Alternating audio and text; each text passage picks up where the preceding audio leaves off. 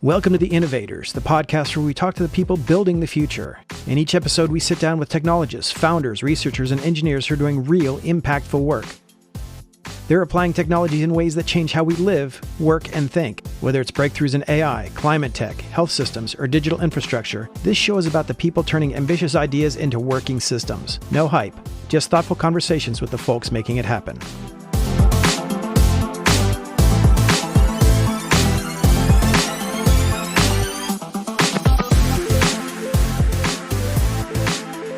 Welcome back to The Innovators, a podcast about amazing people doing amazing things. Today on the show, I have Alyssa Liu. She's co-founder of MemoKet. I first heard about this from a friend of mine, and it sounds really cool. But welcome, Alyssa. Why don't you tell us what you're working on? Sure. Thanks, John. Thanks for having me on the show.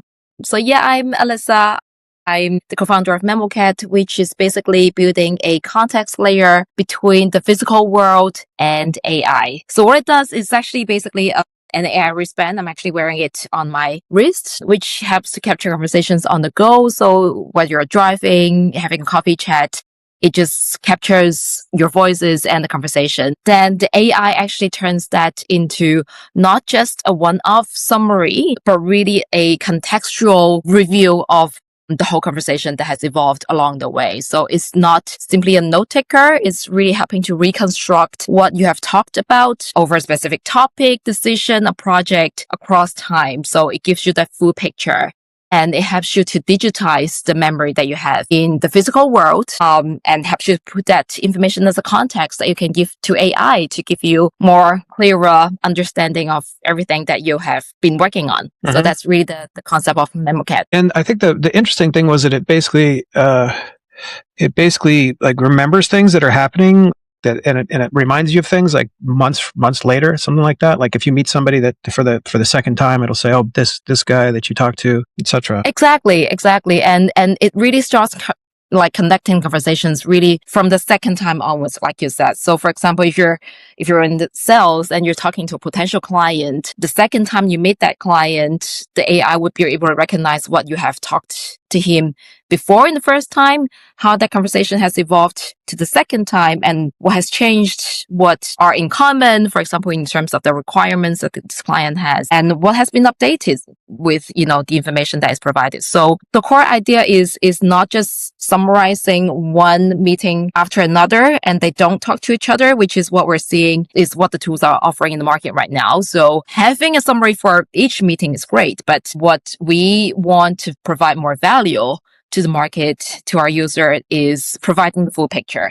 It can be a relationship between different people, so how the relationship evolved. It can be how a project evolves a long time, so what decisions has been made, what changes have been made, what are the dates that have been changed. It can be a topic as well, like how you have two conversations on a similar topic. How do different people think about that same topic? How do they view the same thing potentially differently? So one of these examples I personally have was actually interviewing my users. Like I talk to people on my own, asking them how do they use AI, what features they're expecting, what pain points they have. And I would be asking the same questions to all these people over and over again. In the past, the AI note takers would give me 10 reports. So I have to read through them, piece out everything together, find out out of the 10 people that I talk to, this is the number one concern they have. This is the number one expectation that they have. Now, what I want to build with MemoKet is the AI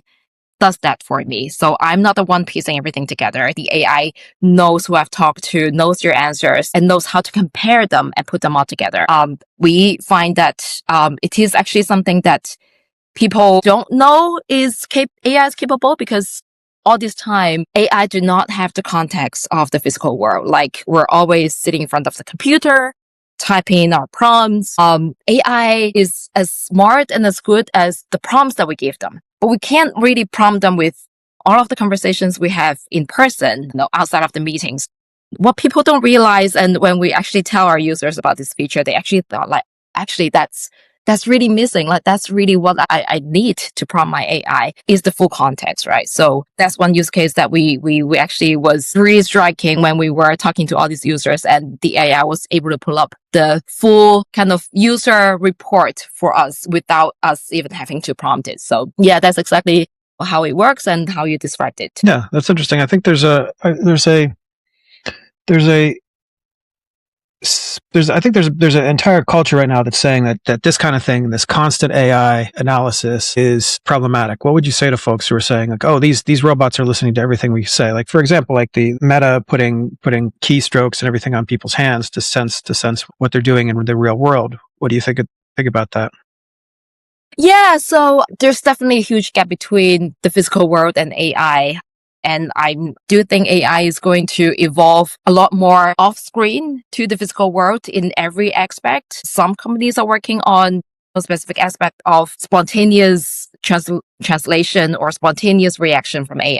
Mm-hmm. I think what we focus on is a different aspect of that connection between the physical world and the AI is the context level. So it might not be spontaneous because our memory and what we're focusing on is the memory. Our memory really works behind the scene. You sometimes forget something on the spot and you sometimes think of something right there on the spot. So sometimes your memory is lacking in time, like lacking behind in time, but the human memory, the human brain is not able to process every single piece of information that we're seeing. AI is able to do that, but AI doesn't have the eyes, the mouth, the hands that we have in the physical world. So if we believe the context is important for us to have the full picture and make smarter decisions, then we are able to actually feed the AI with a more comprehensive information from the physical world without us having to worry about taking the phone out, using the screen and everything. And that's helpful for us to actually give that perspective to AI, so that it's not working on that spontaneous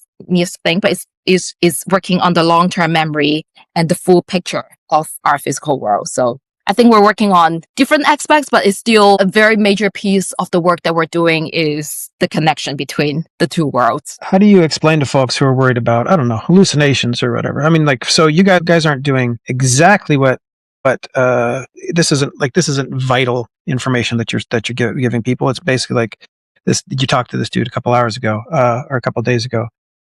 Mm. I'm just wondering what would happen if, I don't know, at some point you get into a doctor's appointment, right? And it says, oh, by the way, you talked to your doctor last week about this. What are you eating? Are you eating less salt? Are you doing these things? And how do you manage that sort of very, very personal situation with this sort of technology? Yeah. So first of all, I actually have personal experience using that. Like I've recording conversations I have with my own doctor. I've actually helped my mom record conversations with her doctor because I want to follow up on keep track of what her health problem is. And I'm not able to be there with her every single time she sees the doctor. And I want to see what the doctor actually says. So my mom is not able to repeat all that information to me word by word. So I have her record the conversation. She shares the audio with me and I put that into AI to analyze. So I actually have that personal experience like right there, right in front of me.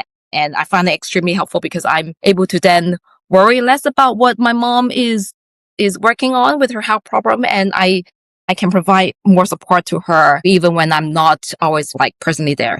But having said that, it is really up to our consumer, our user, to firstly choose what information he or she shares with the AI. They can record the information, record the audio, just like my mom did, and using the device, the physical device to record the information and not upload that to cloud and not give it to AI at all. That's totally their choice. They can choose to upload the information and have AI analyze that information for them. And that's their choice too. And all of the information is multi-layer encrypted. We're going through SOC 2, HIPAA compliant processes, not that we'll be going through GDPR. So we're very well aware that from day one, users are entrusting us with their personal data, and we have to give her back the trust by showing that we do care, we do protect their information.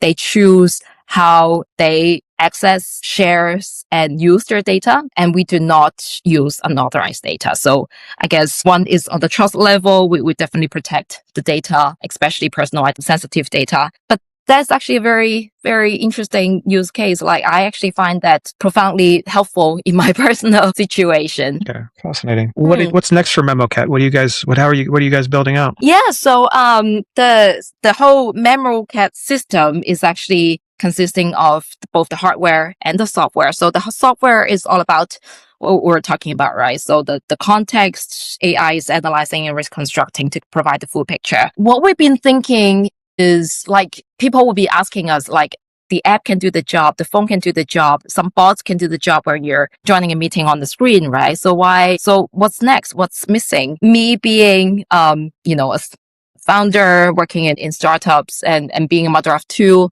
I'm traveling all the times. I'm like flying 14-hour flights every 2 to 3 weeks. So I'm definitely a person who is always on the go. And I realized a lot of my conversations do not happen in front of a screen. Like I don't have the luxury of having a computer to record the important conversation for me all the time. Sometimes I can't even use my phone, like the battery drains up very quickly. Sometimes I'm driving and an investor calls and I have to pick that up. I wish I could record that, but I'm not going to risk my life reaching out to the phone just to record that conversation. So we realized we actually also need a physical device to help us capture that information in the physical world, which is why we're building a hardware. And that's actually the challenging part because the hardware and the software have to work together to really provide a holistic solution to the users. Hardware takes a lot of time, takes a lot of fine tuning, but we definitely find it necessary that, there's something physically, and I can quickly show that as well. I'm wearing that together with my Apple Watch right now. You can wear it as an independent wristband or as a pendant. This is what it looks like. Can't really see that very clearly, but Let's see it. Yep. Yeah, we can also, we've designed a lanyard for you to wear it as a pendant or as a pin clip, but we find the most unintrusive and, discreet in a way, but like really unintrusive and lightweight method is to wear it on the wrist because 1/3 of people are already using our smartwatch or wristband. It's not easy to forget. It's not easy to drop. And you can really just push it once and record conversations on the go if you want to record. We're making it a hardware to make sure that even when people do not have their screen, their phone, their computer on hand, they can still record when they need to and when they want to. That's the whole system that we're building all together. That's super. All right. So the website is memocat.com, or what are we looking at? It would be memocat.ai. So it's basically, I name it as memory in the pocket. So it's memocat. Oh, there you go. Yeah, cool. Yeah, .ai. And so we're launching soon. We're recruiting some beta users.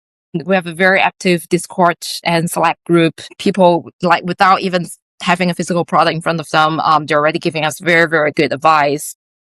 Asking a lot of good questions. Yeah, it's fascinating and really heartwarming to see how many people are engaging with us on a daily basis so supportingly. Wonderful. Well, thank you for joining us. This is a really cool product. Thank you for having me. All right. This has been The Innovators. I'm John Biggs. We'll see you next time.